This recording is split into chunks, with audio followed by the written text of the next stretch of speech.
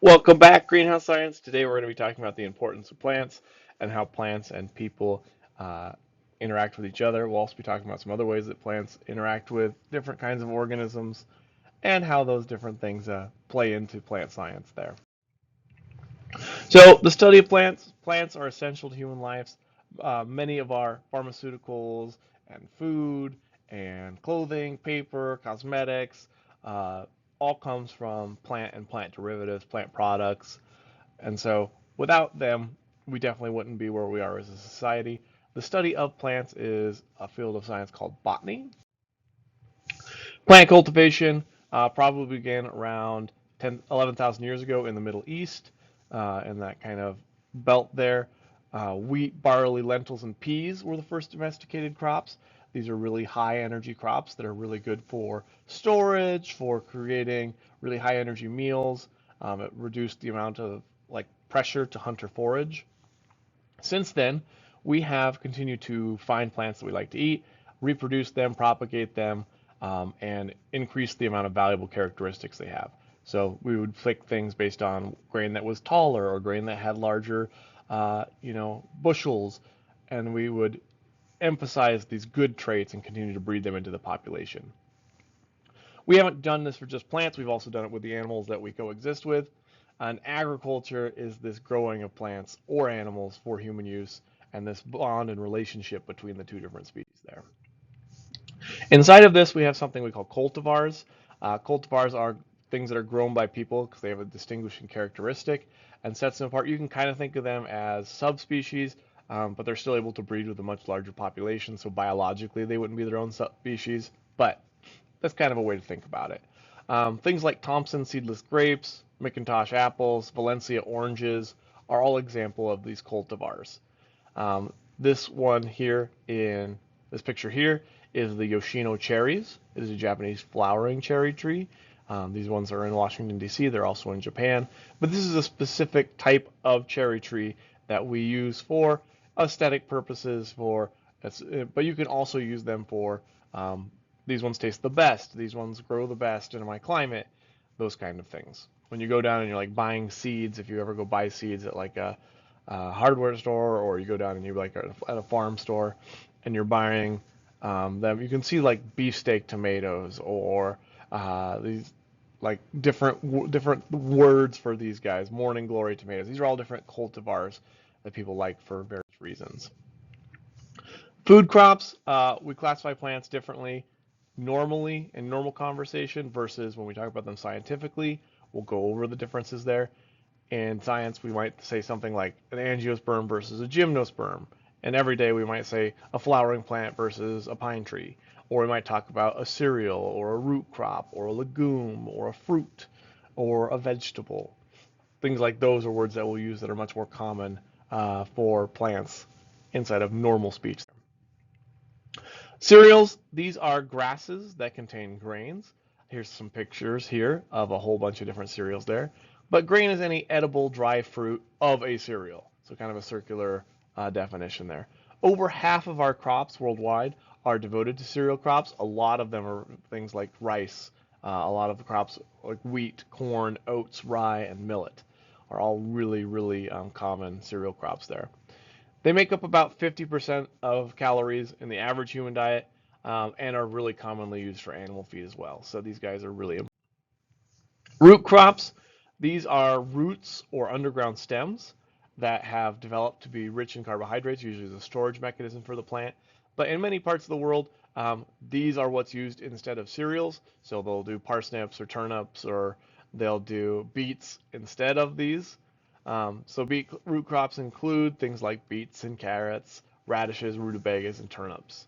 Um, Potatoes and yams are a specific structure called a tuber, which is underground stem, but we consider them root crops because that stem is growing underground and it's still storing that energy in there. Legumes, these are members of the pea family and bear seeds in pods. Soybean is the most important legume crop. If you've ever had edamame, you've had soybean, but it's also used to produce vegetable oil, soy milk, soy sauce. It's a very important ingredient in tofu, and it's also used in margarine as well.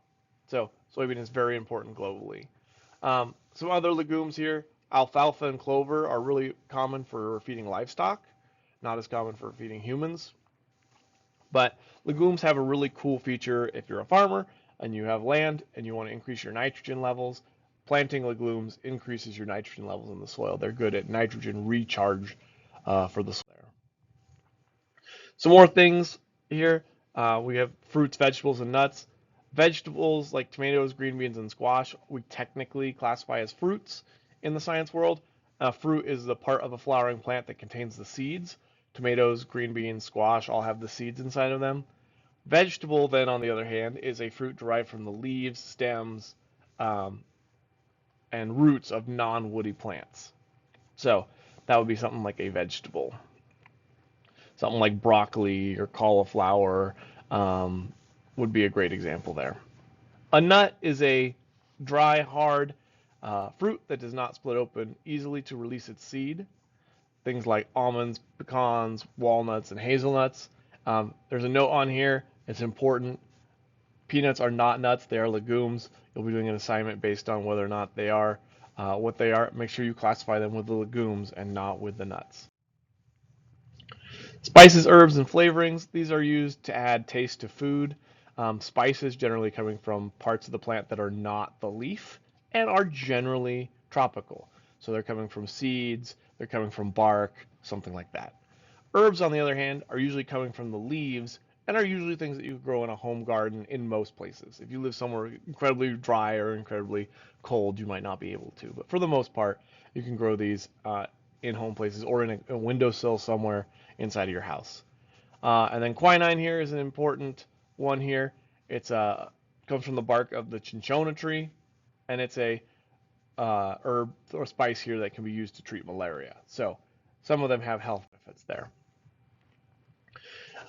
We produce a lot of food as humans. The reason we haven't reached a crisis as far as global food shortage is because we have advances in irrigation, fertilizing, and pesticide use. We've created a lot better cultivars that have bigger fruit, produce more often, drought resistant. We also have more machinery and food preservation techniques to control weeds, diseases, and pests. When we talk about fertilizers, we're talking about things that are supplying nutrients to plants that are replacing them that should be in the soil, things like nitrogen and phosphorus. And then pesticides, these are chemicals that kill undesirable organisms that harm plants, that harm crops. They could be insecticides, pesticides, they could be stopping a fungi, they could be stopping a bacterium, they could be stopping a whole bunch of different things. But pesticides are just killing undesirable organisms that we consider pests. Some non-food uses of plants. We use plants for medicine, for clothing, medicinally. We see the people like the Greeks treated headaches with the bark of the white willow tree, which is this one right here, white willow tree right here. We found out that this tree contains the chemical salicin, and we tested it and we took the acetylsalicylic acid from a willow and used it to make aspirin. And so aspirin is actually derived from the willow tree. Um, it's really good for thinning blood. It's good for pain relief. It's good if you have a heart attack. All of these things are really good. Aspirin itself is the most widely used medicine globally due to how cheap it is. And so very important, cool thing that we got from a plant. Modern medicine. Most of our modern medicine is derived from or synthesized from chemicals that we found in plants. You also have tons of home remedies and home ways that you can use plants for medicine. So, these are all, you have to take them with a grain of salt. They're not going to replace a medical doctor, but they are cool things that you can try in your household there and see if they help you out there. Something that we're worried about with plants and rainforest destruction is a lot of these plants that we're getting that have this ability to, have healthcare applications, life-saving applications are in the rainforest. And so when we get rid of the rainforest, we haven't even researched everything that's in there. We haven't found every plant that's in the rainforest. And so when we remove huge chunks of it, we could be eradicating entire cures for diseases that we don't even know exist yet. Some things, we also use plants for clothing and fabric dye. Cotton, the one up on top there, is really popular to make clothing. We also use flax to make linens. Moving down, we get tannin is used to treat leather hides to make them softer, make them easier to wear. And then before the 1800s, many dyes for clothing were synthesized from plants. We found out ways to make them using coal, which is dead plants, which makes a much more vibrant color. But still, we're still using some component of plant to make these clothing colors. We also use fuels. Most of the energy we use for heat, electricity, machine fuel in the United States comes from fossil fuels. These are formed from dead plant material, trees that were died in the Carboniferous period. Recently, we've started to make gasohol, which is this alcohol that's made with fermented grains and then mixed with gasoline. And so you're taking this fermented corn to make ethanol. This ethanol is added in. It's 1 part ethanol to 9 parts gasoline. It's still got regular gasoline in it. It's just helping to stretch that gasoline that we do have because that is a very limited resource. Plants we also use ornamentally. Like this guy over here, excuse me, is an ornamental plant. We can use it to beautify an area. We can also use them to prevent erosion, reduce noise, act as windbreaks, provide shade, and help us to moderate temperatures, store water. All of those are good usages for plants. Gardening and planting flowers is an important exercise and a thing that people do to hobby in the United States. So good for health benefits there too, getting out and doing some planting, moving your body, those kind of things. Plant ecology, this is the study of interactions between plants and their environments, whether it's other organisms or whether or not they have enough nitrogen in their soil. These are all plant ecology questions. So plants capture solar energy from the sun. They make energy using photosynthesis. They also use carbon dioxide, water, and light to create sugar and oxygen, which is then used by many other organisms. Plants also take out of the soil things like phosphorus, nitrogen, potassium, and iron, these inorganic materials, and make it available for individuals that can't pull it out of the soil. So we get a lot of our micronutrients from either animals that have eaten plants or by eating plants themselves. Plants are really good at recycling materials. When organisms die, the nitrogen and the iron that was in them usually goes back into the soil. Usually these things are broken down by bacteria and fungi. And then once they are broken down, plants are the ones that actually pull these materials back up from the soil and get them available again to be back in the food chain.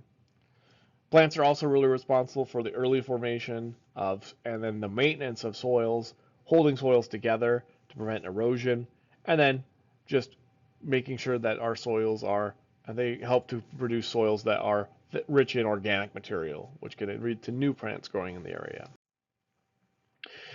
Plants interact with all kinds of things. The first thing here. So plants interact with lots of organisms.